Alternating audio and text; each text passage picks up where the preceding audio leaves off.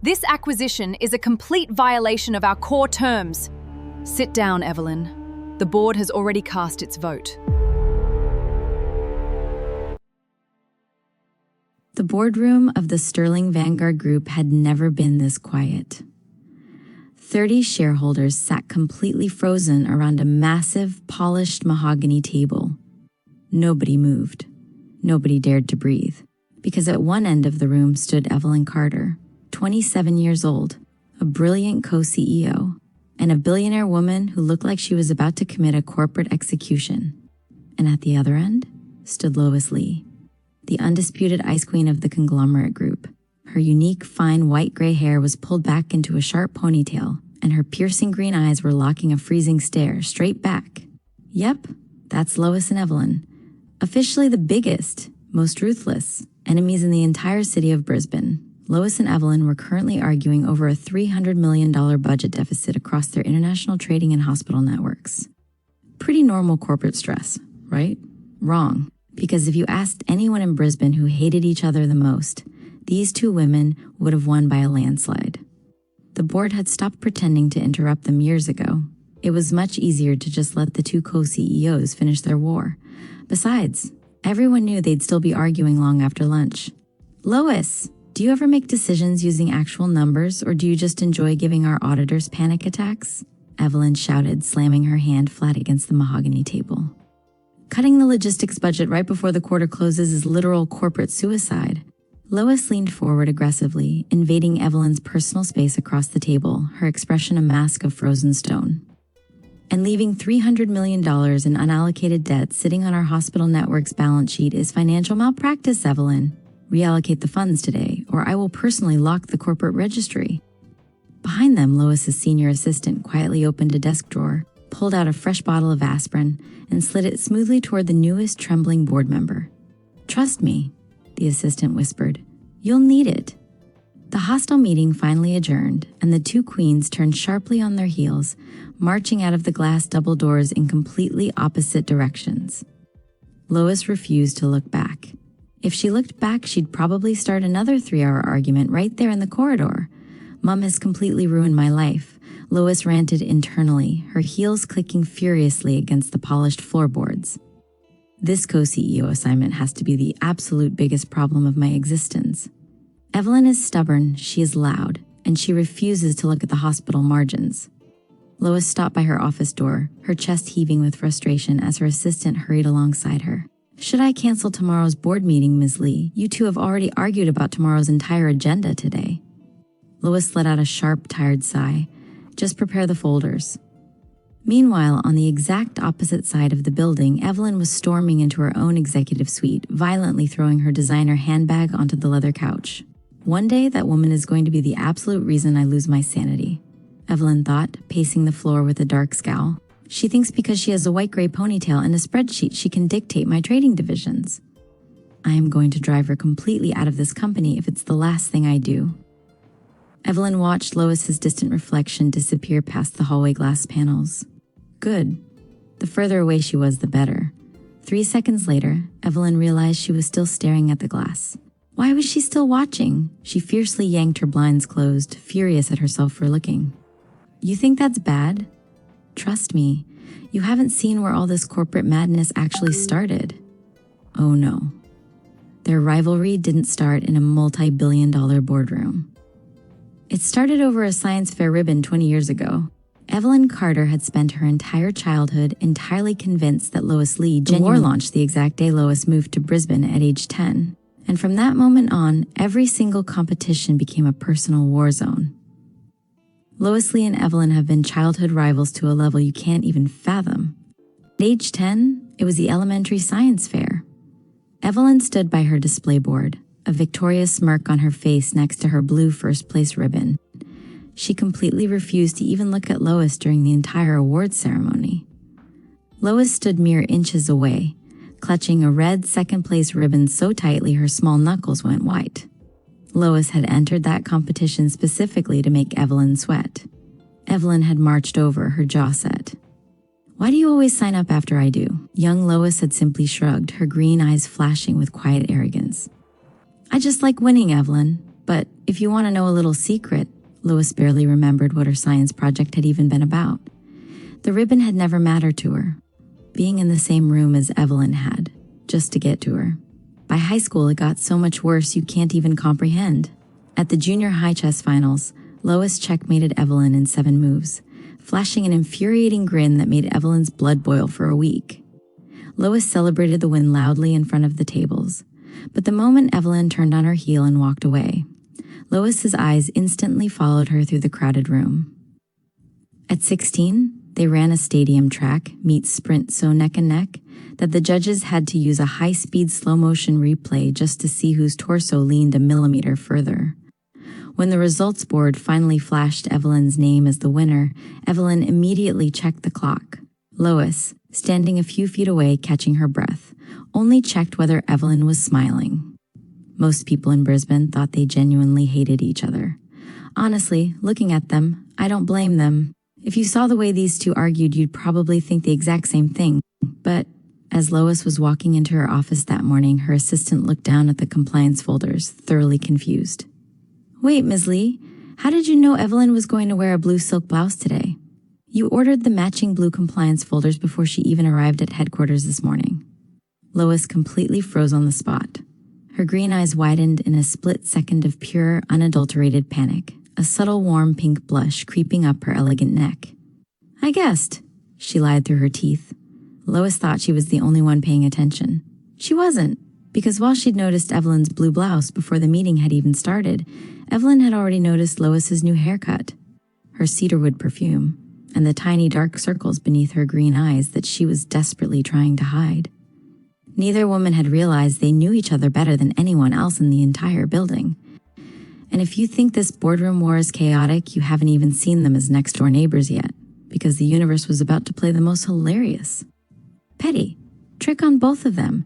Seeking an absolute escape from their family's suffocating surveillance, both women had made a desperate executive decision to move out of their mother's sprawling estates. Evelyn had spent weeks hunting for the most exclusive, isolated luxury penthouse in downtown Brisbane, just to secure her sanity. Lois had done the exact same thing. The universe, however, it possessed a deeply twisted sense of humor. Due to a chaotic real estate agent blunder, they both purchased identical top-floor units. They shared a private hallway, and worst of all, they shared a single connected concrete balcony wall. The absolute nightmare began at exactly 6 o'clock on a Friday evening, when the elevator doors chimed open on the top floor. Evelyn stepped out, dragging a pristine designer suitcase, only to freeze dead in her tracks. Standing right across the hallway, unlocking the door to Penthouse A, was Lois Lee. Evelyn's jaw dropped. "What are you doing here? Why are you here? Did you follow me again?" Lois snapped her head around, her white-gray high ponytail swinging as her charcoal-gray eyes flared with immediate rage. "Follow you? Are you delusional, Evelyn? I bought this penthouse 3 weeks ago. Gosh, this stupid house agent, of all places, why did it have to be with you? Evelyn let out a cold defensive laugh, rolling her chestnut brown eyes. "Oh wow, so you think I care? LOL. Just mind your business and leave my business completely out of your business. Okay? Just because we are neighbors doesn't mean we should ever smile. Girl, bye." Lois slammed her penthouse door so hard, the hallway light fixtures rattled. The domestic war had officially launched, and it got incredibly petty, incredibly fast. The war erupted within exactly 48 hours. If Evelyn tried to relax after a brutal day at the hospital network audit, Lois would deliberately blare classical opera music through the thin shared drywall at midnight, in retaliation. The absolute peak of the chaos hit on a Tuesday evening when a very distracted internet technician entered the building. He mistakenly wired the entire penthouse floor's high-speed fiber optic bandwidth through a single router, located directly inside Evelyn's living room. This left Lois's apartment in a total, absolute digital blackout. Lois marched across the hallway and pounded violently on Evelyn's door, her white-gray hair slightly messy and her eyes flashing with rage. When Evelyn swung the door open, wearing a casual, oversized t-shirt, Lois stepped aggressively deep into her personal space. "You are stealing my bandwidth, Evelyn. My global trading manifests are lagging at 2% because you are running a lifestyle stream in there. Fix it, or I am personally cutting your main power line." Evelyn let out a loud, rich chuckle, leaning her shoulder casually against the doorframe, completely unbothered. I don't like sharing, Lois. If you want to load your precious trading documents, I suggest you buy a longer Ethernet cable and beg me for the password. It's Lois is a nobody, all caps. Lois's jaw went completely rigid, her fingers twitching with a fierce, possessive anger. I'm going to sue the estate agency into bankruptcy, Evelyn. Good luck with that, Evelyn laughed, slamming the door right in her face. Lois stood in the quiet hallway, her chest heaving as she glared at the wood panels. I hate her, Lois thought, her knuckles white as she turned back to her dark apartment. If you think that was worse, then hear this. The peak of the drama hit the very next evening. Lois had been waiting over an hour for a special extra spicy delivery of her absolute favorite gourmet steak tacos. She was starving, exhausted from the hospital audit, and pacing her kitchen floorboards. Meanwhile, in Penthouse B, the delivery guy had made a massive blunder. He knocked on Evelyn's door and handed over the brown paper bag. Evelyn took a sniff of the delicious aroma and smiled, assuming her girlfriend had ordered a surprise dinner for her. She sat straight down at her counter, popped open the containers, and happily devoured 3 of the tacos without a single care in the world. Back across the hall, Lois's phone buzzed with a delivered notification. She threw her door open, ran down to the lobby, and confronted the delivery driver. The poor guy looked terrified, checked his app, and stammered, "Oh, I am so sorry, ma'am. I delivered it to Penthouse B by mistake." Lois completely lost her mind. She marched back upstairs, strode across the hallway, and pounded on Evelyn's door like a SWAT team execution. "Evelyn, open this door right now. Come out with my tacos now." Evelyn swung the door open, casually holding a napkin, completely unbothered. "What is your problem, Lee? My girlfriend got these tacos for me." "Oh, wow, so your girlfriend's name is now Lois Lee?" Lois screamed, her face flushing a deep crimson. "Did you even check the delivery details on the bag, you thief? Gosh, I'm so hungry, and you are literally eating my dinner." "Well, they're in my stomach now, so what are you going to do about it?" Evelyn fired back, crossing her arms with a smug little grin. "Maybe your girlfriend should buy you some glasses so you can read the door numbers." They stood on the threshold, arguing fiercely for 10 straight minutes, trading insults so fast and sharp that the penthouse corridor felt like a war zone. Eventually, Evelyn rolled her eyes, slammed the door, and marched to her kitchen. 5 minutes later, she opened her door again, threw a giant, freshly ordered bag containing 20 identical premium tacos right at Lois's feet, and sneered. "Eat it till you choke, Lee. Don't ever knock on my door again." Lois clutched the heavy bag, her jaw completely rigid as Evelyn's door slammed shut. I hate her, Lois thought, her charcoal gray eyes locking a furious glare onto the wood panels. I genuinely, truly hate her. She is the biggest headache of my entire life. But later that night, as she sat on her plush couch eating the peace offering tacos in the dark, she couldn't stop staring at the soft golden light spilling from Evelyn's balcony next door. Trust me, she was thinking of how to retaliate. Despite the endless petty warfare over trash bins, delivery mix-ups, and elevator etiquette, the rigid walls of their corporate armor were beginning to suffer microscopic, dangerous cracks. It happened on a quiet Sunday evening. The chaotic business banter of the office had finally settled, and the city of Brisbane below was completely peaceful. Evelyn stepped out onto her private penthouse balcony to clear her head, leaning her forearms against the cold stone railing. A sudden movement in the shadows caught her eye. Just a few feet away, separated only by a frosted glass partition wall, stood Lois. The fierce, terrifying tycoon who had aggressively threatened to fire an entire logistics department that morning was completely transformed. She had dropped her unyielding executive posture. Her shoulders were hunched, her unique white-gray hair hung loose over a simple knit sweater, and her deep charcoal gray eyes were soft. A tiny, shivering native bird had landed right on her stone ledge. Evelyn froze in the darkness, secretly watching from the shadows of her side of the balcony. Lois reached into her pocket, pulled out a small piece of artisanal bread, and quietly, gently, fed the bird, a soft, breathtakingly beautiful smile spreading across her lips. Evelyn blinked.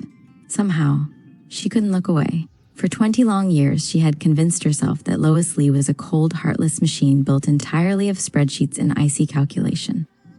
Evelyn had seen Lois destroy million-dollar deals without blinking. She'd watched her fire executives without raising her voice. Yet somehow, this tiny shivering bird was being held more gently than anything Evelyn had ever seen. For the first time in 20 years, Evelyn wasn't sure she understood Lois Lee anymore. The next morning at headquarters, that silent observation translated into a strange, unacknowledged mutual ritual. Evelyn arrived early and immediately noticed that Lois's office blinds were already open. Her assistant was running around frantically, which meant the white gray-haired queen had skipped breakfast yet again to handle an emergency hospital network audit. Without saying a single word to her own staff, Evelyn ordered a hot caramel flat white coffee along with her usual dark roast. 10 minutes later, Evelyn marched straight into Lois's executive suite without an invitation. Lois was mid-argument with Leo, her finger pointing at a tablet screen. "Ms. Carter, we are in the middle of a budget crisis," Lois said, her charcoal gray eyes narrowing as she looked up. "I don't care about your crisis, Lee," Evelyn replied smoothly, sliding the hot cup across the white glass desk. "The barista messed up the entire order, and I absolutely don't like caramel. Drink it or throw it out. I don't care." Lois looked at the cup, her heavy eyebrows instantly knitting in deep suspicion. "Evelyn, I don't drink sugar, and you know that. Take it back." "I'm not your assistant, Lois. Throw it in the trash if it bothers you so much," Evelyn shot back, crossing her arms. Leo, standing by the door holding a mountain of files, cleared his throat nervously. Sorry to interrupt, co-CEOs, but the board needs the final trading registry signed before." "What?" Both Lois and Evelyn snapped at exactly the same time, turning their heads in perfect unison to glare at the poor man. Leo froze, blinking in terror. Lois and Evelyn looked at each other, simultaneously rolled their eyes with an identical huff, and turned back around. "Leave the files on the couch, Leo," Lois commanded, her voice dropping back to its corporate tone. "Yes, Miss Lee," Leo whispered, quickly dropping the papers and sliding out of the room before he got caught in the crossfire. Evelyn turned on her heel and marched out right behind him, her heart racing a little faster than usual. Lois stared at the hot cup for a long, quiet moment. Then, when she was absolutely sure Evelyn was entirely out of the corridor, she lifted it to her lips and took a slow sip. A subtle, addictive warmth bloomed deep in her chest. Neither of them acknowledged what was actually happening, but the coffee cup was completely empty before the morning board meeting even began. The multi-billion-dollar trading division of the Sterling-Vanguard Group was in complete chaos by 2 o'clock on a Thursday afternoon. A massive logistics gridlock at the Brisbane shipping ports was threatening to stall an international medical supply delivery, and the entire executive floor was in a panic. Leo was standing in the center of the glass-walled war room, frantically tapping on his tablet, when the double oak doors practically flew back on their hinges. Lois Lee marched in first, her white-gray hair swaying in its sharp ponytail, her charcoal gray eyes entirely fixed on a stack of custom trading manifests. Right behind her heels was Evelyn, her long black hair tossing over her shoulders as she checked her own digital screen. They were already arguing before their feet even hit the center carpet. "If we route the cargo ships through the Northern Channel, we bypass the customs delay by 48 hours, Evelyn," Lois said, her voice gravelly and firm. "It is basic mathematics. It is basic stupidity, Lois," Evelyn shot back, not even looking up from her tablet. "The Northern Channel is facing high tide warnings. If you stall those medical crates, the hospital network balance sheet is going down with them." Leo quietly stepped backward toward the corner of the room. He reached into his blazer pocket, pulled out a fresh strip of anti-anxiety mints, and popped one into his mouth. He had been managing their shared calendar for 6 months now. He knew the signs. Lois strode straight over to the massive, interactive digital map table in the center of the room. She tapped the screen aggressively, bringing up the shipping lanes. "Look at the data," Lois commanded, leaning over the glass surface. Evelyn walked up right beside her.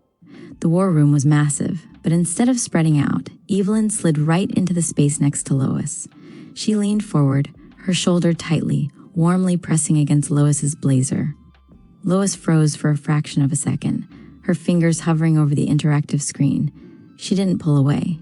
Her front was practically flush against Evelyn's side, completely erasing the physical distance between them. Why is she so close?"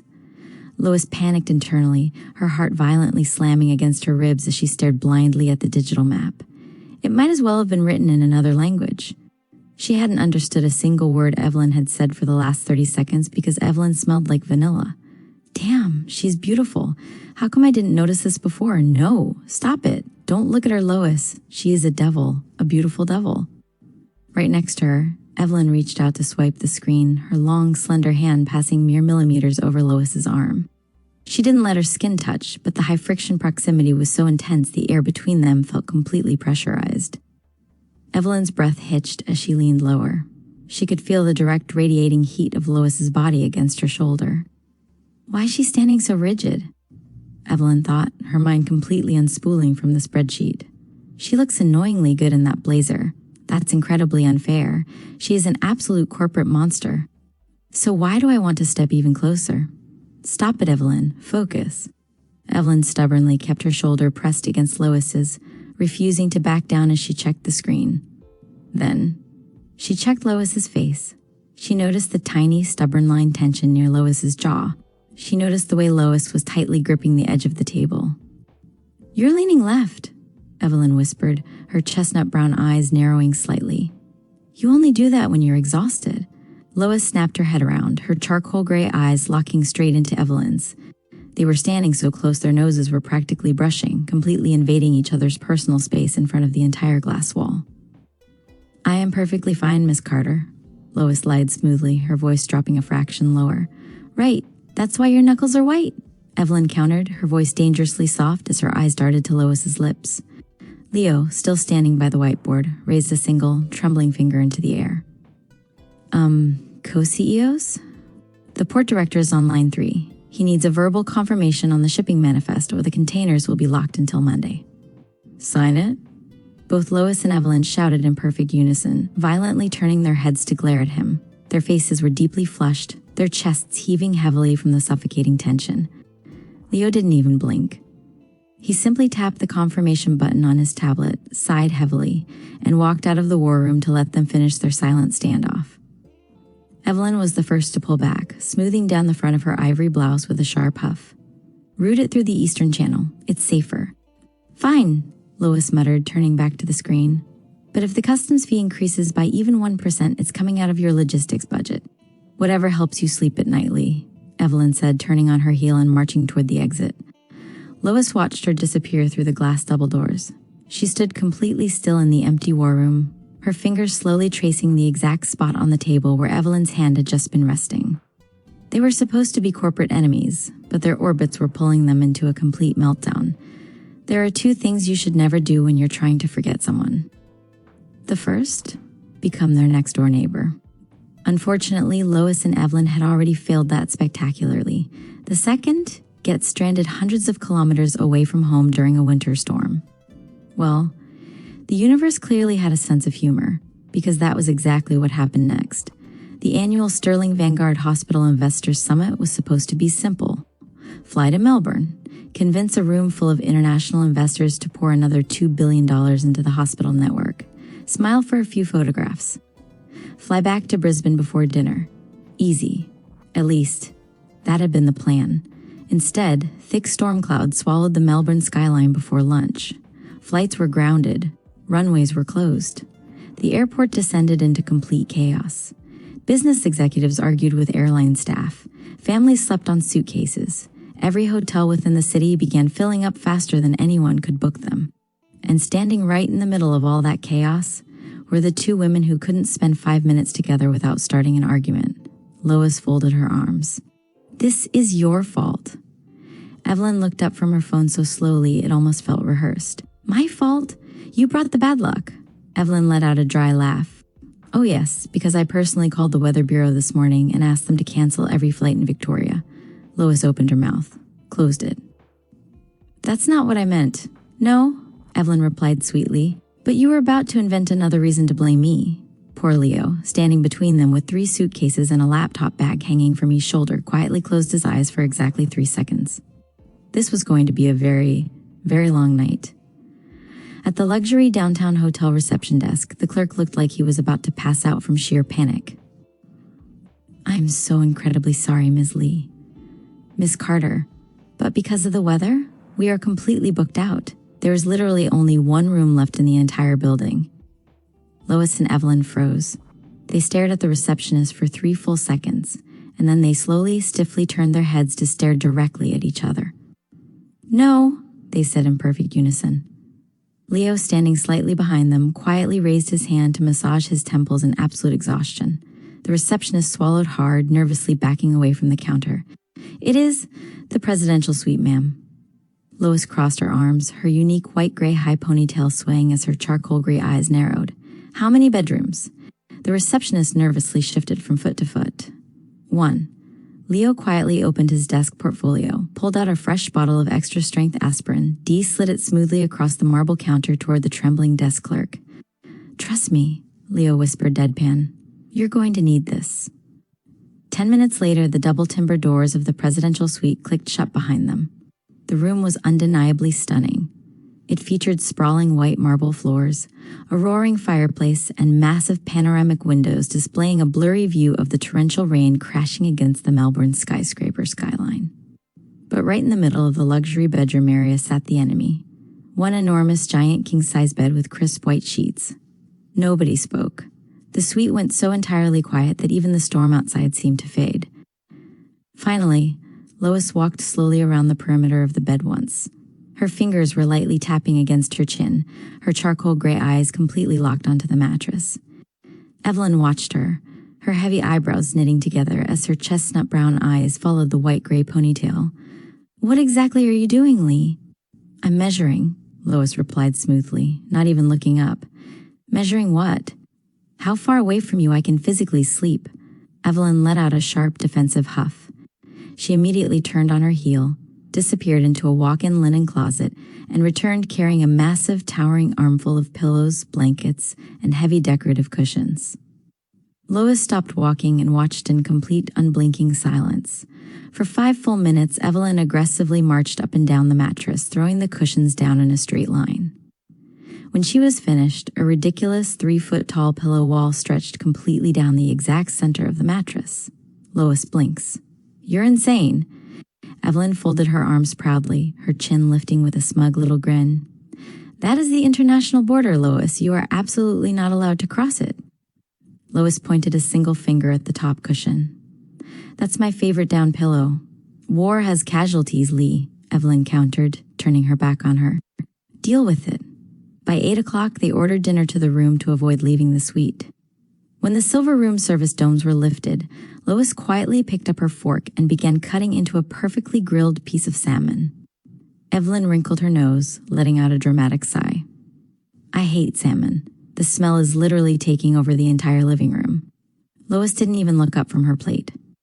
I wasn't asking for your culinary review, Evelyn. Eat your salad. The real tension exploded 10 minutes later when they looked at the dessert tray. The hotel kitchen had accidentally brought only one single chocolate lava cake. Both women reached for it at the exact same fraction of a second. Their silver forks collided right in the center of the warm fudge with a sharp metallic click. Neither of them let go. Evelyn gritted her teeth, her chestnut brown eyes locking an intense glare onto Lois's face. Lois stared straight back, her charcoal gray eyes swirling with pure, unyielding stubbornness.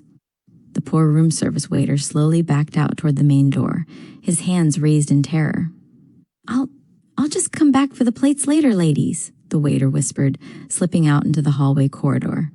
The next morning, the bathroom became the final corporate war zone. Both women reached the handle of the shared bathroom door at the exact same millisecond, their shoulders bumping tightly against the wood frame. They froze, staring at each other. You first? Lois muttered, her voice gravelly from sleep. No, Evelyn countered, her long black hair slightly messy over her shoulders. You were here first. So were you, Lois shot back. 5 full seconds of a silent standoff passed on the threshold. Neither moved an inch. Suddenly, Leo knocked loudly from the outer hallway corridor. Are either of you co-CEOs planning to actually attend the hospital investor summit today? Leo shouted through the timber panels. We're busy! Both Lois and Evelyn shouted back together, violently turning their heads to roar at the door before looking straight back into each other's eyes. Outside, Leo let out a long, exhausted sigh. Of course you are, but if you want to know what really happened during the middle of the night, we have to go back to 3 a.m. The rain had been hitting the panoramic windows in a steady, heavy rhythm. The ridiculous pillow wall had completely collapsed during the night, a few cushions sliding onto the floorboards. Lois had woken up, her throat dry, and sat up against the mattress. She looked over. Evelyn had kicked her heavy duvet blanket completely away in her sleep, her shoulders shivering slightly from the cold AC vent above. Lois hesitated. She stood completely still for a few seconds, her charcoal gray eyes tracking the soft movement of Evelyn's breathing. Then very quietly she walked around to Evelyn's side of the bed. She leaned down with intense care, grabbed the edge of the duvet, and gently pulled the blanket all the way back over Evelyn's shoulders. Lois started walking back to her side. Halfway across the carpet, she stopped. She turned her head, looking once more at Evelyn's peaceful, quiet face in the dim fireplace glow. A long, silent moment passed before she quietly returned to her side of the mattress. The next morning at breakfast, neither of them mentioned a single word about the middle of the night. But, as they walked out of the suite, Evelyn noticed the neatly tucked blanket. And the exact millisecond Lois turned her back to check her phone manifests. Evelyn let out a soft, genuine smile to herself, her cheeks turning a subtle, warm pink. The corporate masks were firmly locked back into place by the time they returned from the afternoon investor summit. The tension in the presidential suite was so thick it could be cut with a knife. Evelyn was sitting on the edge of the velvet armchair, furiously scrolling through a trading manifest on her tablet. She had prepared at least 5 different razor-sharp arguments during Lois's shower. The glass door swung open, and Lois Lee stepped out into the bedroom area. Evelyn completely forgot every single one of them. Lois was completely stripped of her multi-million-dollar executive pinstripe armor. She was wearing an oversized plush white hotel robe that hung loosely over her frame. Her unique white-gray hair was entirely wet, cascading over her shoulders in sleek, damp strands. There wasn't a single drop of makeup on her face. But the first thing Evelyn noticed wasn't that she was beautiful. It was that Lois looked younger, less intimidating, smaller. For the first time in 20 years, Lois didn't look like the ruthless CEO everyone in Brisbane feared. She just looked like a tired 27-year-old woman. Lois didn't say a word. She walked over to the vanity table, quietly, very softly, humming a calm melody to herself as she reached for a hairbrush. Evelyn froze. "You sing?" Lois immediately stopped brushing, her hand freezing midair. Her deep charcoal gray eyes darted to Evelyn through the mirror. "No. You imagined it, Miss Carter." Evelyn let out a sharp, defensive huff, her face bursting into a deep, prominent crimson ush as she tried to regain her corporate composure. "You look ridiculous. That robe is literally 3 sizes too big for you, Lee. You look like a drowning bird." Lois looked down at her robe. She slowly turned around, leaning her hip against the vanity counter, and looked straight back up into Evelyn's flustered face with a lazy, infuriating little grin. "You looked longer than 5 seconds. Evelyn immediately choked on absolutely nothing, coughing into her hand. "I wasn't oking at you. You forgot to blink," Lois murmured smoothly, her low, gravelly voice carrying addictive, quiet confidence. "I was looking at your shoulder," Evelyn fired back defensively, her chestnut brown eyes narrowing as she pointed a single finger. She wasn't lying. The loose collar of the hotel robe had shifted slightly, revealing a tiny, faded white scar right on the curve of Lois's left shoulder. Evelyn's voice dropped a fraction lower, becoming strangely quiet. "Where did you get that?" Lois froze. A long, heavy silence stretched across the bedroom. Her fingers tightened around the handle of her hairbrush. "Science fair?" Evelyn blinked in total, absolute confusion. "What? You threw a chemical papier-mâché volcano at me when we were 10, Evelyn. The BANG soda base exploded right over my presentation board." Evelyn let out a loud, rich chuckle, her final cynical walls cracking for just a fraction of a second as the childhood memory hit her. "You stepped in front of my display. You were trying to block the judges from seeing my project." "I was trying to win," Lois muttered, turning back to the mirror, but her full lips were curled into a subtle, soft smile. Lois picked up her phone, pretending to check it. She wasn't, because as Lois quietly tied her wet, white-gray hair back into a loose bun, Evelyn was still secretly watching her reflection in the dark fireplace glass, completely unable to focus on the budget deficit ever again. By the next afternoon, the winter storm had trapped them in Melbourne for a second full day. The investor summit had dragged on for hours, and by 5 o'clock the rain was coming down in thick gray sheets. Evelyn and Lois had stepped out of the secondary hospital logistics building, completely bypassing their driver to avoid an awkward, cramped car ride together. It was a massive mistake. 5 minutes later, they were completely lost in Melbourne's maze of narrow, graffiti-lined alleyways under a darkening sky. Lois was walking slightly ahead, her charcoal gray wool coat buttoned tightly to her chin. Her white-gray ponytail was tucked beneath a thick black scarf, and she was squinting at her phone screen with a furious scowl. The map application is completely frozen, Evelyn. If you hadn't insisted on taking a shortcut past the Arts District, we would be sitting in a dry cafe right now. I was trying to find the main avenue, Lois, Evelyn shot back, holding her small leather umbrella over her long black hair as she plodded behind. Maybe if you stopped walking like you're leading a military march, we could actually look at the street signs. They rounded a sharp corner into a steep cobblestone laneway. The stones were slick, covered in a greasy layer of rainwater and wet autumn leaves. Evelyn stepped forward to deliver another sharp corporate insult, but her leather boot hit patches of moss. Her foot slid violently out from beneath her. Her umbrella flew straight out of her hand, clattering against a brick wall. "Whoa!" Evelyn gasped, her arms flailing as her balance completely vanished. She was falling backwards toward the wet concrete. Lois snapped her head around. She didn't even think. Her corporate posture instantly vanished into raw protective instinct. Lois lunged forward, her boots skidding across the wet stones. Her long, elegant arm aggressively snapped upward, wrapping securely, tightly, and possessively all the way around Evelyn's slim waist. With a sharp huff, Lois pulled Evelyn's weight firmly forward, anchoring her completely against her own torso. They collided chest to chest. Evelyn's hands had instinctively snapped upward during the fall, her fingers deeply, frantically digging into the shoulders of Lois's wet wool coat to steady herself. Her face was buried mere millimeters away from Lois's neck, her nose brushing against the soft wool of Lois's scarf. She could smell the sharp cedarwood perfume mixed with the fresh scent of winter rain. Nobody moved. Nobody breathed. The downpour continued to sheet down around them, splashing against the brick walls, but neither woman let go. They stood locked in a crushing hold in the middle of the empty, rain-slick alleyway. Lois looked down. Her deep charcoal gray eyes were wide, bright, and swirling with a raw, breathless intensity that completely shattered her Ice Queen mask. Her heart was violently slamming against her ribs, and she could feel Evelyn's heart racing at the exact same frantic speed beneath her palms. Evelyn slowly tilted her head back, her chestnut brown eyes wide as saucers, her lips parted in a sharp, ragged gasp of pure shock. For 5 full seconds, they just stared into each other's eyes, their breath mingling in small white clouds under the dim alleyway streetlights. Lois's fingers were tightly gripping Evelyn's waist, stubbornly refusing to widen the distance. Suddenly, a passing pedestrian in a yellow raincoat hurried past the opening of the laneway.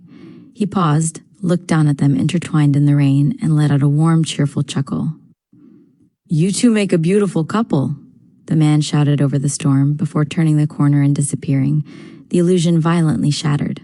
Lois and Evelyn instantly, frantically shoved each other away, their faces bursting into an explosive deep crimson blush. Evelyn staggered back against the brick wall, coughing nervously into her fist, while Lois sharply spun around, violently yanking her black scarf higher up her neck to hide the heat climbing her skin. "Pick up your umbrella," Lois barked, her voice gravelly and completely flustered as she marched ahead without waiting. "We're going to be late for the dinner manifest." "I am picking it up," Evelyn yelled back, her trembling fingers grabbing the handle from the wet floorboards, her heart practically leaping straight out of her chest. After they separate, Lois walks ahead. Evelyn follows. Neither speaks. Then, without turning around, Lois quietly asks, "Did you twist your ankle?" Evelyn pauses. "No." Lois nods once. "Good." Keeps walking. Lois kept her back turned, her hands dug so deep into her pockets her knuckles were white. She thought she was the only one completely undone by the touch. She wasn't. She walked 3 steps ahead without looking back. She knew Evelyn was following. Somehow, that made the rain feel a little less cold. The freezing Melbourne downpour had extracted a brutal price. By midnight, inside the quiet darkness of the presidential suite, the corporate war had ceased entirely. Evelyn was buried beneath 3 heavy layers of duvets on her side of the massive king-size bed, shivering violently. Her skin was flushed to deep burning pink, her chestnut brown eyes glazed with exhaustion as she stared blindly at the ceiling. The fever had hit her like a physical wall. A soft rustle of fabric disturbed the quiet room. Lois stepped up right beside the mattress. She had completely thrown away her unyielding executive posture. Her white gray hair was tied back in a loose, messy bun, and her charcoal gray eyes were dark with a quiet, fierce anxiety. She carried a crystal bowl filled with ice water and a soft cotton cloth. Evelyn tried to pull the blanket over her chin, her voice a weak, hoarse whisper. Go away, Lee. I don't need your pity. Go check your trading manifests. Shut up, Evelyn, Lois murmured smoothly, her low, gravelly voice completely stripped of its usual freezing corporate venom. Lois sat down gently on the edge of the mattress, invading Evelyn's personal space without a single millisecond of hesitation. She wrung out the damp cloth and leaned forward, her shoulder lightly brushing against Evelyn's as she carefully placed the cold towel over Evelyn's burning forehead. Evelyn let out a soft, ragged sigh, her eyelids fluttering shut at the icy relief. Lois didn't leave. For 4 straight hours, she stayed anchored right there on the edge of the bed. Every 60 minutes, she quietly changed the towel, ordered fresh hot ginger tea from room service, and kept a silent vigil. By 4 o'clock in the morning, the room was entirely still, save for the rhythmic patter of the rain against the panoramic glass windows. Lois leaned down close, her fingers trembling slightly as she reached out. Very gently, with intense care, she brushed a loose strand of jet black hair away from Evelyn's flushed cheek. Thinking Evelyn was fast asleep, Lois let out a low, tired sigh, her gaze lingering on Evelyn's soft lips. You really are impossible, Lois whispered into the darkness, her voice carrying a raw, suffocating vulnerability that she would never dare confess in daylight. You fight me on everything. You drive me completely insane, but I can't look away from you. 20 years, and I still lose every argument with you. Evelyn's chest went incredibly tight, her breath hitched in a short, silent gasp. She wasn't asleep.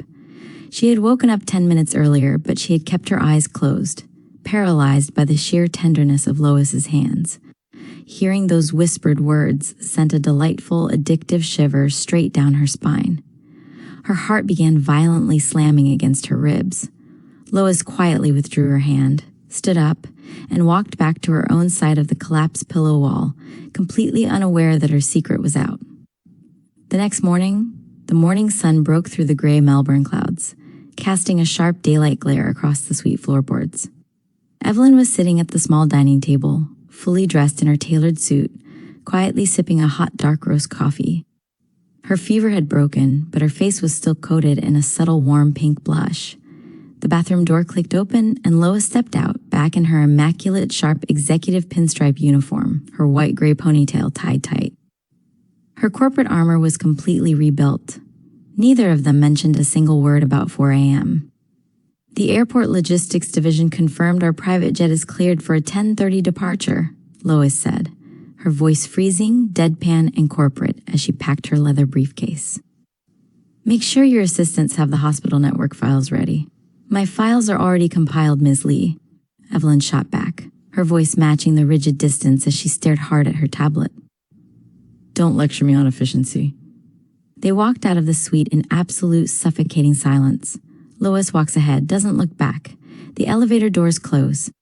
Evelyn reaches into her handbag for her tablet. Her fingers stop. A small silver box. Premium throat lozenges. No note, no explanation.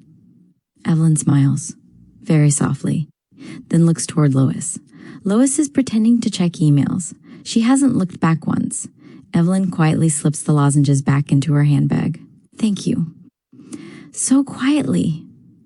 They claimed the Melbourne trip was over, but their frozen worlds had already melted to absolute dust. They landed back in Brisbane and instantly put their frozen corporate masks right back on at headquarters. It was like Melbourne had never even happened. The next morning, both women were back in their multi-million-dollar pinstripe uniforms, marching down the corridors with their independent armor locked in tight. But the tension on the executive floor was now completely suffocating. Their eyes kept tracking each other's lips during boardroom presentations, their brains totally paralyzed by the memory of the presidential suite. The real breaking point hit at exactly late Tuesday afternoon. Evelyn was standing inside the sleek, mirrored walls of the private express elevator, waiting to go down to the trading garage. Just before the steel doors could slide shut, a long, elegant hand blocked the sensor. The door slid back, and Lois Lee stepped inside. Evelyn's stomach did a sudden, familiar flip, but she immediately fixed her chestnut-brown eyes onto the digital floor indicator, completely ignoring her. Lois didn't say a word either. She adjusted her designer leather briefcase, her fine white-gray ponytail perfectly neat, and stared straight ahead at the steel doors. Neither woman was willing to press the lobby button first. It was their classic, ridiculous, unspoken rule. 5 full seconds of a silent standoff passed in the small enclosed space. Suddenly, the elevator gave a violent metallic shudder. The bright overhead lights flickered once, twice, and then completely died. The elevator ground to a dead halt, trapping them between the 45th and 44th floors. A second later, the dim red emergency backup lights clicked on, casting a heavy, high-contrast glow over the mirrors. Evelyn let out a sharp, frustrated groan, resting her forehead against the cool steel wall. "You have got to be kidding me. Of all the elevators in this multi-billion-dollar building, I get stuck in the one carrying Lois Lee." Lois sighed, her rigid executive shoulders dropping just a fraction of a second as she leaned her back against the opposite mirror panel. "If you die in here, Evelyn, I am personally going to sue the maintenance registry." Evelyn slowly turned her head, looking at Lois through the dim red shadows. "If we die in here, Lois, at least I won't have to listen to you lecture me about the hospital debt manifest anymore." Lois snapped her head around, her deep charcoal gray eyes locking straight into Evelyn's face. They were trapped in a tiny box, completely invading each other's orbits.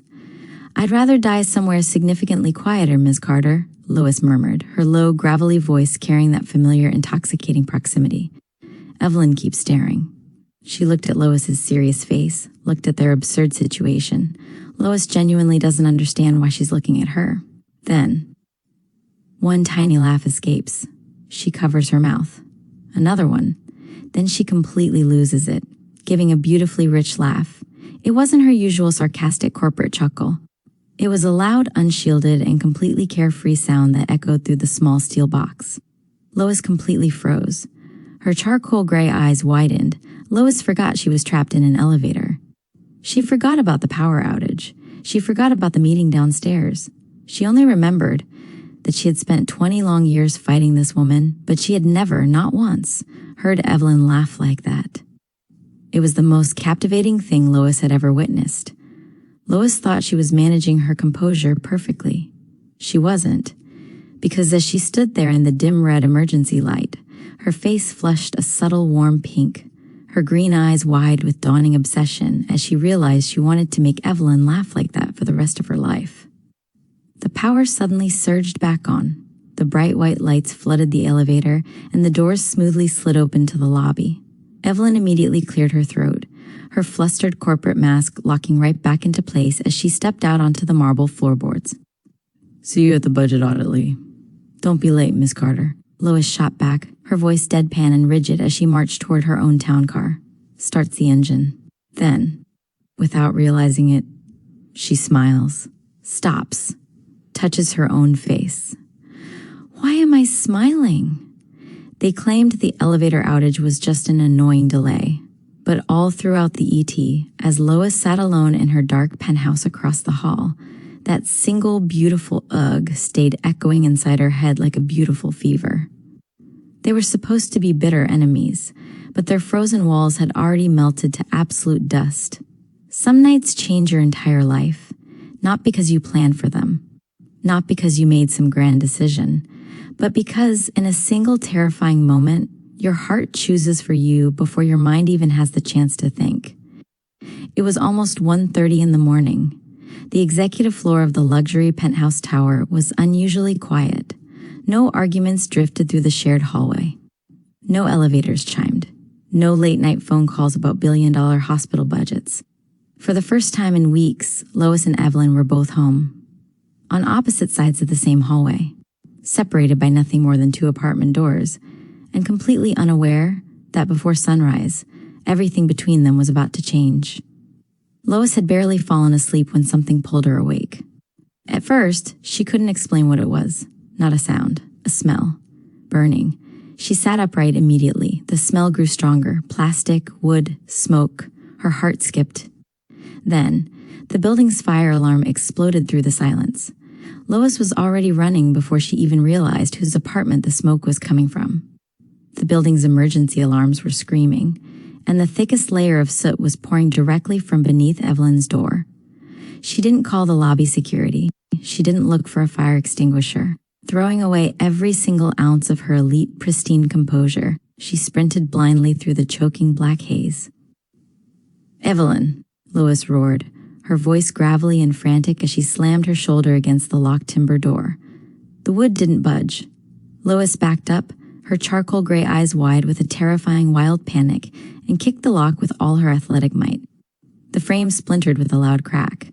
The door flew open, and Lois dived straight into the burning apartment. Through the thick orange glow of the kitchen flame, she found her. Evelyn was collapsed on the hardwood living room floorboards near the balcony threshold, completely unconscious from the smoke inhalation. Lois fell to her knees beside her, her hands shaking violently as she scooped Evelyn's heavy, voluptuous figure completely up into her arms. She didn't care about the heat scorching her skin. She didn't care about the smoke burning her throat.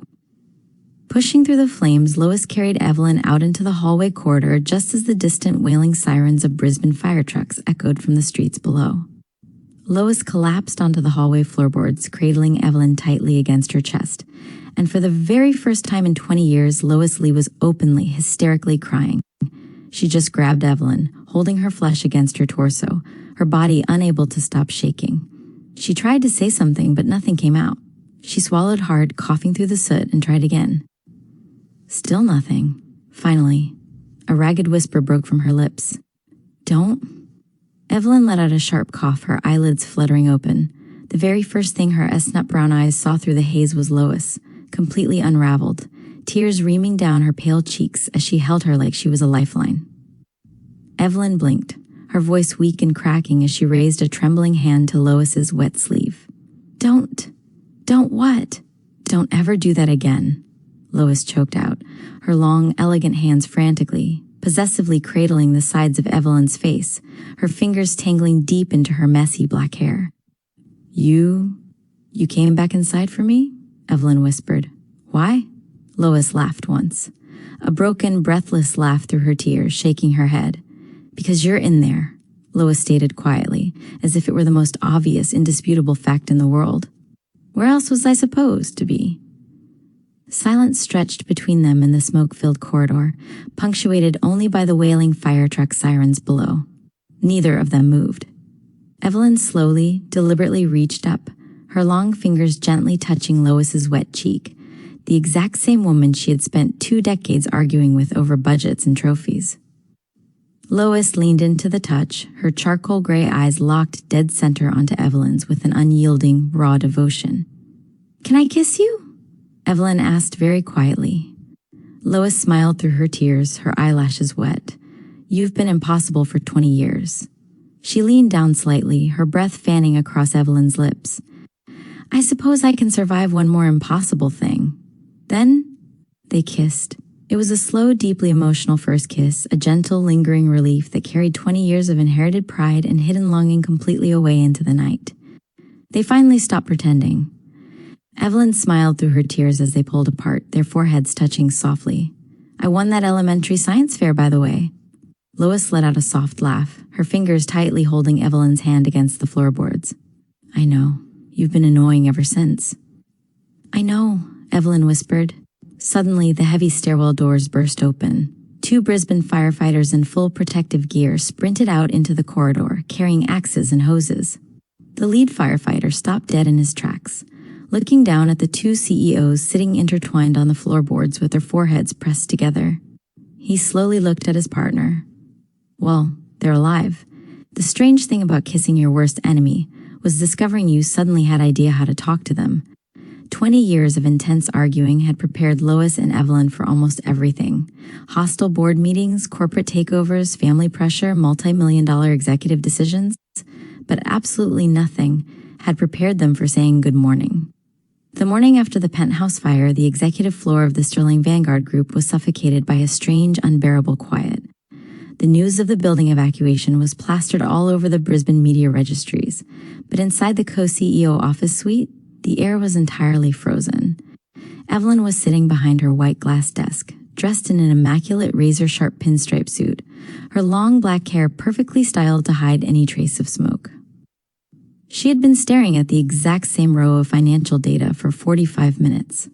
The heavy double doors clicked open, and Lois Lee walked in. She looked entirely flawless, her white gray hair pulled back into her classic high ponytail, her eyes deadpan and scanning a folder. Neither of them looked at each other's eyes. Lois walked over to the desk, her movements unusually stiff. She reached out her long, elegant hand to grab a financial summary file from the center tray. At the exact same fraction of a second, Evelyn reached for the exact same file. Their fingers brushed. Just a tiny brief point of physical contact. Both women immediately pulled their hands back as if they had been burned, their bodies locking up instantly. "You take it," Evelyn muttered, her voice tighter than usual. "No," Lois replied, looking hard at the wall partition. "You." Before the tension could swallow them whole, Leo stepped into the suite carrying a silver tray. He walked over and automatically placed a hot caramel flat white coffee directly in front of Lois and a dark roast in front of Evelyn, because Evelyn had ordered it, just like she always did. Both women completely froze on the spot, their chests catching in a simultaneous silent gasp. Leo stopped, his hand hovering over the tray, looking thoroughly confused by the sudden freezing drop in temperature. "Ms. Lee, the hospital board needs the trading logistics registries signed by noon," Leo murmured nervously, sliding the manifest forward. "Pass me the blue folder," Lois commanded, her voice dropping into a rigid robotic tone. Without a single word, and without even looking up to check which folder was which, Evelyn silently reached out, picked up the exact blue folder, and slid it across the glass toward Lois. Leo quietly opened his desk portfolio, pulled out a fresh strip of anti-anxiety mints, and popped 2 into his mouth. He had worked with these 2 women for years, but somehow they were acting like complete terrified strangers. "Leo, exit the room," Lois commanded suddenly. "Yes, Ms. Lee?" Leo whispered, instantly backing out of the double doors and sliding the handles shut before the invisible walls collapsed on him. The moment the doors clicked locked, Lois cleared her throat. She started to speak, stopped, and then started again, her knuckles turning entirely white. Finally, she blurted out the words with immense, painful effort. "We should discuss the incident." She couldn't even bring herself to say the word kiss. Evelyn's stomach did a violent freefall, her chestnut brown eyes narrowing as she forced a fake, completely hollow smile onto her face. "Right, the incident." Lois swallowed hard, her voice a low, gravelly whisper as she tried to wrap her repressed emotions in corporate language. "Last night created unnecessary complications. We allowed a volatile situation to impair our professional baseline judgment." Evelyn's chest went incredibly tight. Unnecessary complications. That was what the kiss was to Lois. A corporate complication. Evelyn felt the sudden sharp sting of humiliating pride, assuming Lois meant the entire embrace was just a massive adrenaline mistake. "I completely agree, Lois," Evelyn lied smoothly, her voice turning dangerously sharp. "It was an absolute lapse in judgment. It meant nothing. It was an error, and it will never happen again. Now, let's finish the trading audit." Lois's jaw went entirely rigid. She didn't say a single word, but her deep charcoal gray eyes flared with a sudden, agonizing frustration as the tense meeting finally came to a silent, bitter end. The moment the audit concluded, the forced illusion shattered. Lois turned sharply on her heel and marched straight back to her private executive office across the hall. She slammed the heavy timber door shut, closed her charcoal gray eyes, and leaned her entire back against the wood panels. A long, agonizing silence filled the empty room. Finally, she let out a broken breath and whispered into the quiet air. "You absolute idiot." She wasn't talking about Evelyn. She was talking about herself. Lois walked slowly over to her panoramic glass window, staring blankly out at the bustling city of Brisbane. Her mind was a total chaotic mess. Why did I say that? She panicked internally, burying her face deeply into her hands. Professional baseline. Really? That is the exact combination of words that came out of my mouth? I literally sprinted blindly into a burning penthouse apartment, choked on black smoke, and sobbed on the floorboards because I thought she was dead. And that is what I said to her the next morning. Lois let out a heavy, frustrated sigh. She turned back to her desk, completely unable to focus on a single piece of corporate work. Whenever Lois was completely overwhelmed, her robotic habits automatically took over. She reached out and began meticulously straightening the items on her glass table. She aligned her silver pens in a perfect parallel row. She adjusted her leather folder blocks. Then, she blinked, realizing she had arranged the exact same fountain pen 4 times in the last 5 minutes. She slumped back into her leather chair, her chest tight. She thinks I regret it, Lois thought, her heart violently slamming against her ribs as she stared at the empty wall. Of course she thinks that. That is literally what I told her. Why do my words keep betraying me when it comes to her? Why did I notice she skipped lunch again today? She's going to forget her umbrella when the afternoon storm hits. She always does. Meanwhile, on the exact opposite side of the executive floor, Evelyn was sitting completely alone in her own private office suite. A large porcelain cup of dark roast coffee sat on the edge of her desk, entirely cold and completely untouched. She was leaning back in her chair, her chestnut brown eyes glazed over as her brain endlessly, painfully replayed the exact tone of Lois's gravelly voice. Last night created unnecessary complications. Evelyn let out a bitter, self-deprecating whisper into the empty room. Of course. Stupid. She paused, her throat tight. Why did you actually think she would mean it, Evelyn? Evelyn reached out, her fingers trembling slightly as she opened her designer leather handbag to grab a tablet charger. As she pulled the zipper back, the small box of premium throat lozenges that Lois had secretly slipped inside earlier that morning tumbled out, clattering softly against the desk wood. Evelyn just stared. A long, heavy silence stretched across the office. She wasn't angry anymore. She was just deeply, hopelessly confused. If the hallway kiss was just a lapse in judgment, and if it meant absolutely nothing to the Ice Queen, then why? Why did Lois run into the flames? Why were her hands shaking so violently on the floorboards? And why did she quietly hide medicine inside her bag when nobody was looking? She regrets kissing me, Evelyn told herself, her fingers slowly tracing the edge of the medicine box. Good, that's good. That is exactly what I wanted. It keeps our boundaries clean. A soft, tearful gasp caught in Evelyn's throat, and she fiercely pressed her hand over her eyes. So why does it hurt so bad? Why do I know exactly how late she is going to be working in her office tonight? She's going to pretend she isn't exhausted. She always does. Evelyn sighed, looking down at her desk. Whenever she was emotional, she drank coffee. By 2 o'clock in the afternoon, there were 4 empty white cups stacked neatly on her tray. She hadn't taken a single sip from any of them. Outside the massive panoramic windows, a sudden winter storm began to pour, thick raindrops splashing heavily against the glass facade. Both women simultaneously paused in their separate rooms, looking out at the gray Brisbane skyline in absolute silent isolation. Together, they lied to protect their pride. But alone in the shadows, they couldn't think about anything else. By 5 o'clock, the office had finally cleared out. The shareholders were gone. The executive assistants had gone home, and the lights in the suite had auto-dimmed into a soft, quiet dusk. Evelyn packed her digital tablet into her bag, turned on her heel, and marched out of the double doors to catch her town car, leaving the room in silence. Lois stood up slowly, reaching for her leather briefcase. As she moved across the desk, she paused. Right there on the velvet armchair, Evelyn had forgotten her black winter scarf, the exact same scarf that still smelled faintly of penthouse smoke and winter rain. Lois stood completely still in the quiet twilight. She reached down, her long fingers trembling slightly as she picked up the fabric. Very quietly and with immense care, she folded the scarf neatly. She walked across the empty suite, stepped into Evelyn's vacant private office, and gently placed the folded scarf right onto the center of Evelyn's leather chair. No note, no words. She simply turned around, walked out into the corridor, and left. Nobody wakes up expecting to share a kitchen with their childhood rival.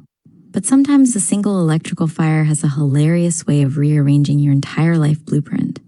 2 days after the incident on the hallway floorboards, the city inspectors had officially declared Evelyn's penthouse unlivable until the structural insurance company finished the repairs.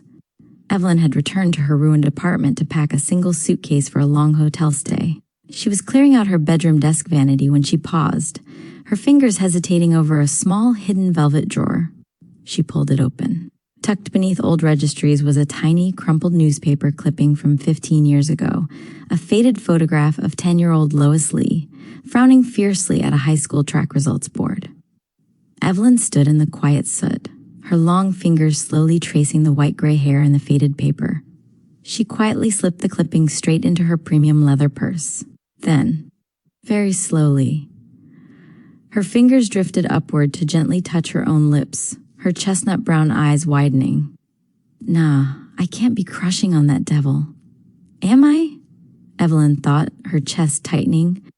She is an ice queen. She called our kiss a corporate complication. Put the suitcase in the car, Evelyn, and go to the hotel. She zipped her bag, turned on her heel and marched out into the corridor. But the exact millisecond she stepped into the hallway threshold, she bumped straight into a solid chest. Lois was standing right there in a casual silk blouse, her white-gray hair loose over her shoulders. Her charcoal gray eyes immediately locked onto Evelyn's rolling suitcase. "Where exactly do you think you are going, Evelyn?" Lois asked, her low, gravelly voice dropping into a firm, protective tone. "To a hotel, Lee," Evelyn replied defensively, smoothing down her coat. "My apartment is a construction zone, and I don't exactly enjoy the scent of burnt wallpaper. Now, move out of my way." Lois didn't move an inch. Instead, she stepped deeper into Evelyn's personal orbit, her hand reaching out to firmly, possessively grab the handle of Evelyn's suitcase. "You are not staying in a commercial hotel like a passing tourist. It is a security risk for the Sterling-Vanguard executive image." "Oh, wow. So now you're the guardian of my hotel registries." Evelyn scoffed, her face turning a prominent warm pink blush. "Just mind your business, Lois. My penthouse has 3 empty guest rooms, Evelyn. Stay across the hall," Lois commanded smoothly, her voice carrying an unyielding quiet authority. "Your business is my business." Before Evelyn could even fire back another sharp insult, Lois had already spun around, dragging Evelyn's heavy suitcase straight through the front double doors of Penthouse A. Evelyn stood frozen on the threshold, her breath catching as she stepped into Lois's personal sanctuary for the very first time in 20 long years.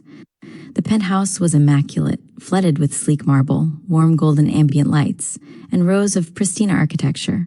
It looked entirely like Lois. Icy, beautiful, and completely locked in iron. As the housekeeper stepped forward to show Evelyn to the guest suite, Evelyn paused, looking around the room. The space had already been prepared perfectly. There were fresh towels, a hot box of her favorite dark roast tea on the counter, and extra plush blankets folded neatly on the bench. Someone had clearly thought far ahead. Evelyn looked at the staff member. "Did housekeeping do this?" The housekeeper offered a quiet, knowing smile. "No, Ms. Carter. Ms. Lee gave us a highly specific list before you even arrived." Evelyn's breath hitched. Lois had prepared everything before she had even asked. She already knew Evelyn would stay. The forced living arrangement turned the next 3 days into agonizing psychological torture. Every single time Lois tried to break the icy wall and actually confess what had happened in Melbourne and the smoke corridor, the universe played a hilarious, petty joke on them. The first attempt happened on Thursday evening in the kitchen. Evelyn was standing by the counter pouring a glass of white wine, her long black hair loose. Lois walked up right behind her, closing the final inches of distance until her chest was warm against Evelyn's back, her breath fanning across Evelyn's neck. Lois gripped the edge of the marble counter, her charcoal gray eyes wide and raw. "Evelyn, about what I said during the fire. When I said it was a complication, I didn't mean..." Ring, ring, ring. Evelyn's corporate phone alarm blasted a high-pitched notification across the kitchen island, completely shattering the proximity. Evelyn jumped back in a flustered huff, checking the screen. "Gosh, the European Trading Customs Registry just went offline. I have to take this." Lois gritted her teeth, her knuckles white against the marble as Evelyn hurried into the living room. The second attempt hit the very next morning at breakfast. They were sitting opposite each other at the dining table, the atmosphere thick and heavy. Lois set her coffee cup down, looking straight into Evelyn's chestnut brown eyes. "Evelyn, look at me. No spreadsheets, no deficits. I need to tell you why I always entered those childhood." The front doorbell pounded with a massive, frantic racket. Lois snapped her head around, her eyebrows knitting in pure fury. She threw the door open, only to find a senior Vanguard hospital investor standing there holding a stack of emergency audit documents, completely unbothered by her terrifying glare. By Saturday night, the tension inside the penthouse was so radioactive that poor Leo, who had come over to deliver the weekend trading manifests, could feel the heat from the hallway threshold. Lois finally gathered the courage, stepping close to Evelyn near the fireplace. "Evelyn, look at me." Evelyn stopped. A long, heavy silence stretched across the floorboards. "Lois, what is it?" Lois opened her mouth, her eyes raw as she prepared to lay 20 years of pride on the line. But before a single word could leave her lips, a whirring, cheerful electronic chime echoed from the hallway. A sleek, modern automated cleaning robot rolled smoothly straight between their feet, bumping into Lois's ankle before turning around to vacuum the hearth. Lois violently squeezed her eyes shut, inhaling a sharp, defeated breath, while Evelyn let out a breathless, flustered chuckle. Leo stood in the corner of the room, watching the entire ridiculous display.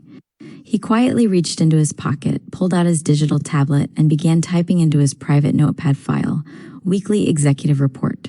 Relationship status, still idiots. Leo, exit the penthouse! Both Lois and Evelyn shouted in perfect unison, violently turning their heads to roar at him without even breaking their physical stance. Yes, co-CEOs? Leo whispered deadpan, instantly pocketing his screen and sliding out the front door before he got caught in the crossfire. The door clicked shut, leaving the two ice queens completely alone in the dim golden twilight. The moment the heavy front door clicked shut behind Leo, the silence in the penthouse became deafening.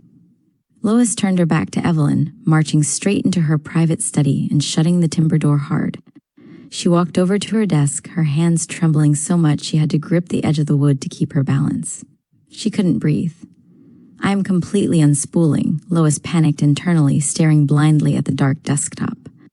I negotiated a $2 billion international hospital merger last month without breaking a sweat. Why can't I just say 4 stupid words to her? I have her living right across the hall. Every single time I try to look into those warm brown eyes and explain the truth, my throat completely locks up. Why do I keep tracking the exact hour she turns off her guest room lamp every single night? She's pushing herself too hard with the trading deficit.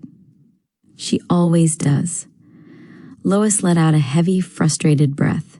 To calm her short-circuiting brain, she automatically reached out and began meticulously adjusting the crystal paperweights on her desk, aligning them in perfect parallel rows.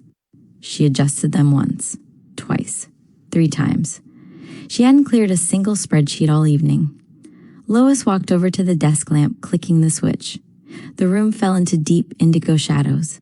She looked toward the guest room wall partition, her throat dry, and barely whispered into the quiet dark, "Good night."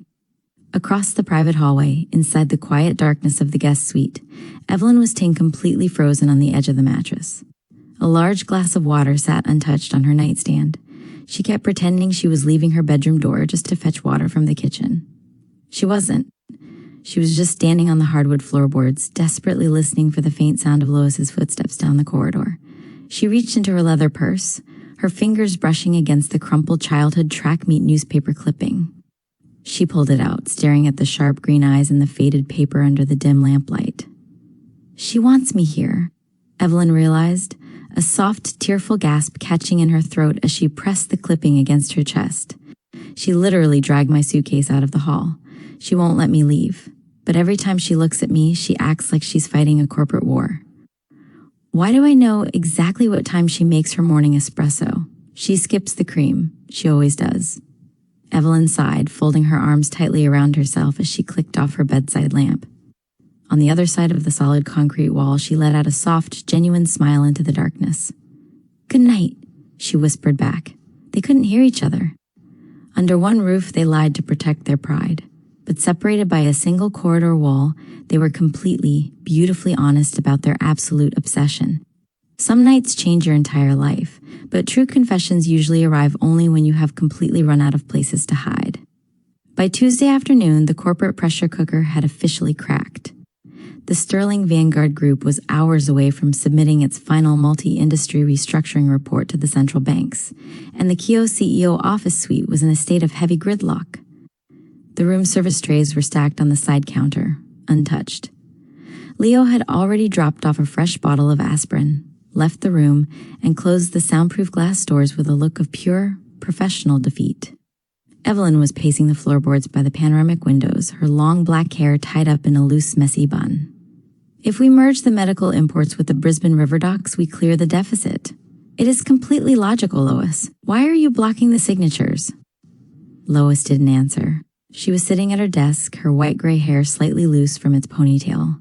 Her fingers were trembling so much she had to drop her silver fountain pen, letting it clatter loudly against the glass tabletop. "Evelyn, sit down," Lois murmured, her voice dropping into a low, gravelly frequency. "I'm not sitting down," Evelyn fired back, her chestnut brown eyes flashing with intense frustration as she marched straight up to the desk. "We have a bank deadline in 2 hours, and you were sitting there staring at me like, I didn't enter the science fair to beat you." Evelyn froze mid-sentence. Her jaw dropped slightly, her breath catching in a short gasp as she stared down at the Ice Queen. "What?" Lois stood up slowly, her rigid corporate posture completely vanishing. For the first time in 20 long years, her deep charcoal gray eyes were wide, bright, and completely raw. "The school competitions?" Lois whispered, her voice cracking slightly as she stepped around the white glass desk, invading Evelyn's space until they were standing mere millimeters apart. "The elementary debate team, the chess tournament, the high school track sprints. I didn't enter to win, Evelyn. I entered because your name was already on the list." Silence stretched between them in the executive suite, heavy and suffocating. Evelyn stared at her, completely paralyzed.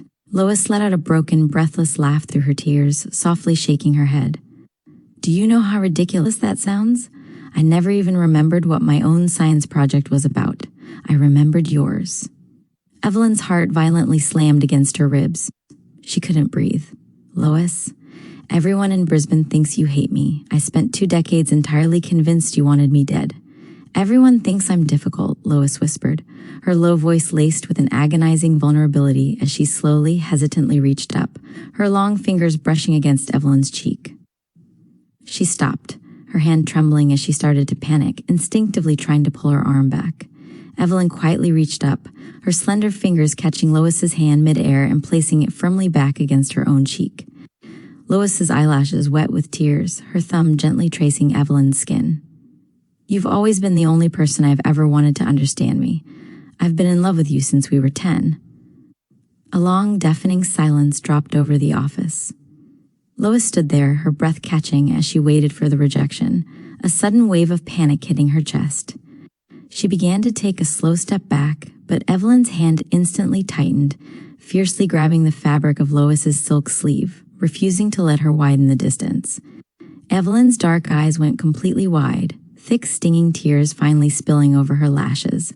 "I knew," Evelyn whispered, her voice completely unspooling as she smiled through her tears. Lois blinked, totally stunned. "What?" "You always drank the caramel coffee," Evelyn murmured, her shoulders shivering. "Even when you swore you hated sugar." Lois's charcoal gray eyes widened. "You noticed?" "I noticed everything, Lois. I saw you feeding that balcony bird in the moonlight. I've been watching you for years, too." Evelyn didn't say another word. She didn't need to. She reached into her leather purse, pulled out the tiny, crumpled childhood track meet newspaper clipping she had kept hidden for 15 long years, and placed it flat into Lois's hand. Lois stared down at the faded paper, her eyes widening in complete shock as the emotional twist hit her like a physical wall. She wasn't the only one who had been trapped in this orbit. "You kept it," Lois breathed, looking back up. "I always looked for you too," Evelyn whispered. Before the corporate world or their controlling families could ever interfere again, Evelyn lunged forward, her arms snapping securely around Lois's neck, pulling her face down. Their lips met in a slow, intensely emotional kiss right there under the modern office lights. A gentle, lingering relief as 2 ice queens finally stopped pretending. Out in the reception corridor, Leo was standing by the glass panels, typing rapidly into his digital phone tablet, weekly executive report. Relationship status, finally stop being idiots. Cancel the aspirin. Some people spend a lifetime searching for the love of their life. Lois Lee and Evelyn Carter spent 20 years arguing with theirs. But when the dust finally settles, you realize that the longest, most chaotic route can still lead you exactly where you belong. The first morning after the corporate armor fell to dust, the quiet sanctuary of Penthouse felt completely transformed. Lois was the first awake as the early morning Brisbane sun filtered softly through the massive glass windows. She sat up against the pillows, her deep charcoal gray eyes remarkably warm as she looked over at her side. Evelyn was still sound asleep, her long black hair a complete, chaotic mess across the white sheets, her breathing slow and peaceful. Lois smiled, a very soft, unshielded smile that no shareholder in the city had ever witnessed. She quietly slid out of bed, stepped onto the cold hardwood floorboards, and marched straight into the kitchen. 20 minutes later, Evelyn walked into the kitchen threshold, rubbing her eyes. Her hair was still beautifully messy, and she was wearing an oversized linen shirt that swallowed her frame. She stopped dead in her tracks, sniffing the air, her chestnut brown eyes widening. "You made caramel?" Evelyn whispered, her voice gravelly from sleep. Lois didn't even look up from the marble counter as she poured the hot liquid into 2 Russellan mugs, a lazy, infuriating little grin resting on her lips. You completely corrupted my taste, Miss Carter. Deal with it. Evelyn let out a rich, genuine chuckle, walking over to lean against the counter right next to her, her heart completely at peace. By 10 o'clock that morning, the true test arrived. They had to return to the exact place where their adult war had begun, the grand, multi-billion-dollar boardroom on the top floor of headquarters. The room was packed to the brim. The exact same 30 shareholders sat frozen around the massive mahogany table. The exact same assistants stood by the walls. And Leo was standing in the center, tightly clutching a fresh folder of budget documents. Everyone in the room was bracing themselves for World War III over the bank deficit. The heavy double doors smoothly slid open. Lois and Evelyn walked into the room together. They weren't holding hands yet, but the absolute millisecond their feet hit the carpet, the entire room immediately noticed a massive shift in the atmosphere. One older shareholder leaned over, frantically whispering to the director next to him. "They're smiling. Why are they smiling?" "Something is deeply, systematically wrong," the other whispered back, breaking into a RVS sweat. Lois and Evelyn sat at opposite ends of the table, their posture immaculate. Evelyn opened her digital tablet, scanning the final spreadsheet. "The international trading logistics figures for third quarter are completely wrong, Lois." Lois didn't snap. She didn't slam her hands on the mahogany wood. She simply leaned back, her charcoal gray eyes glinting with a playful, lazy amusement. "No, Evelyn. Check the signature block. Those numbers are actually yours." Evelyn paused, checking the screen. "Oh." The entire boardroom held its breath, waiting for the screams, waiting for the corporate execution. Instead, Lois quietly laughed. A soft, low rumble. Evelyn looked up, her chestnut brown eyes crinkling at the corners as she laughed too, a beautiful shared internal joke between them. The 30 executives sat in absolute stunned confusion, looking back and forth between the co-CEOs as if they had completely lost their minds. Leo, standing by the whiteboard, simply closed his eyes and nodded. Finally, Leo thought, letting out a long, exhausted mental sigh of relief. At the back row of the presentation floor, the double glass doors clicked open again, and two powerful, elegant older women stepped inside. Their controlling, high society mothers had officially returned from their early retirement transition. Evelyn's mother adjusted her designer pearls, a knowing, triumphant smile breaking across her face as she watched her daughter laugh across the table. Took them long enough. Lois's mother let out a quiet huff, smoothing down her executive blazer. "Only 20 long years. I was beginning to think we'd have to merge the company assets ourselves just to force a conversation." Lois stood up as the meeting adjourned, her white-gray ponytail swaying as she walked toward the back row. "Mother, Mrs. Carter, if you are here to lecture us about the corporate deficit—" "We don't care about the deficit, Lois," her mother interrupted smoothly, her voice carrying a rare maternal warmth. "Do you two honestly believe the real estate blunders and the co-CEO assignments were accidents?" Evelyn walked up right beside Lois, her eyebrows knitting in confusion. "Wait, you planned the penthouse hallways?" "Not everything," Evelyn's mother replied, offering a soft chuckle.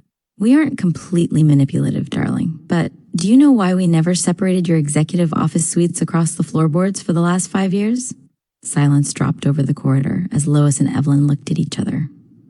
"We were simply waiting for you two idiots to stop pretending," Lois's mother whispered, patting her daughter's shoulder before the two older queens turned on their heels and walked down the hallway, completely satisfied. As the crowd fully cleared out, the massive boardroom became entirely empty, falling into a quiet, peaceful dusk exactly like the very first day. Lois walked back to the head of the table, slowly packing her signed compliance manifests into her leather briefcase. Evelyn stood by the glass double doors, watching her with a gentle, beautiful smile, her final cynical walls entirely gone. "Ready?" Evelyn quietly asked, her voice echoing softly through the silent room. Lois snapped her briefcase shut, looking up into Evelyn's warm, chestnut brown eyes as a faint smile crossed her face. "Where exactly are we going, Miss Carter?" Evelyn offered a lazy, incredibly seductive little shrug, stepping closer. "Anywhere." Lois nodded, her voice dropping into a low, gravelly whisper laced with 20 years of absolute devotion. "As long as your name's already on the list." Evelyn's breath hitched in a short, happy gasp as the childhood callback hit her soul. Everything had finally come full circle. Some people spend a lifetime searching for the love of their life. Lois Lee and Evelyn Carter spent 20 years arguing with theirs. Looking back, maybe it was never really a rivalry. It was simply two stubborn women finding the longest possible route home. Exactly 1 year later, the boardroom of the Sterling-Vanguard Group looked completely unchanged. The same polished mahogany table caught the bright morning sunlight. The same 30 high society shareholders sat in their designated leather chairs, and in the center of the room stood Leo, now proudly wearing a gold outstanding employee lapel pin for successfully surviving 20 years of CEO nonsense. The central banks were happy. The corporate deficit was completely cleared, and the multi-industry empire was thriving. But at the ends of the table, the old habits were still alive and well. "Lois, this budget allocation is mathematically impossible, and you know it," Evelyn said, leaning forward over her digital tablet, her long black hair styled beautifully over a cream blazer. "The numbers are verified by 3 independent auditing firms, Evelyn," Lois shot back, her white-gray ponytail swaying as her charcoal-gray eyes narrowed in a familiar, sharp glare. "It is perfectly accurate. You are just being deliberately difficult." "I am being realistic," Evelyn fired back, her chestnut brown eyes flashing with a bright, playful intensity. "If we approve this infrastructure manifest today..." To any outsider walking into the room, it looked like World War III was about to erupt all over again. The shareholders sat perfectly straight. The assistants held their breath, and the air felt thick with corporate friction. But right beneath the table, hidden completely out of sight from the rest of the room, their hands were tightly, warmly intertwined, their fingers locked together in a secure grip that neither had any intention of letting go. Leo quietly stood by the presentation screen, a deadpan expression on his face. He didn't interrupt them. He simply opened his digital phone tablet, tapped on his private notebook file, and typed out his final permanent entry: weekly executive report. Company status, highly profitable. Hospital network, stable. Trading division, thriving. Relationship status, still arguing. Still hopelessly in love. Aspirin budget, finally reduced. Lois quietly slid her hot porcelain mug across the mahogany wood toward Evelyn, without even looking up from her papers. It was a caramel flat white coffee. Evelyn didn't say a single word. She automatically reached out, took the caramel cup, and smoothly swapped it for her own bitter dark roast, sliding it right back into Lois's hand. Neither of them acknowledged the trade. Neither of them had to ask questions. Because after 20 long years of paying attention, they already knew each other's order by heart. The boardroom war was officially over, and the Ice Queens had finally found exactly where they belong. And that's a wrap on today's story. I hope it got you. I hope you laughed. I hope you felt something. Because that's exactly why we're here. If you have a favorite moment, drop it in the comments below. I read every single one. And if you're new to GL Yuri Tales, welcome. You found your people. We drop brand new original GL stories every week. So hit that subscribe button and turn on your notifications so you never miss a story. Before you go, I have something special to share. Channel memberships are now open. If you're enjoying these stories and want even more content, consider joining the channel. Members get early access to new videos, exclusive perks, custom stickers and badges, and special members-only content you won't find anywhere else. Your support helps me create more stories and bring even bigger projects to life. So if you'd like to support the channel and unlock some awesome extras, click the join button and become part of our members family today. Thank you so much for watching. It genuinely means everything. Until next time, take care of yourselves. And remember, the best love stories are always the complicated ones. See you soon.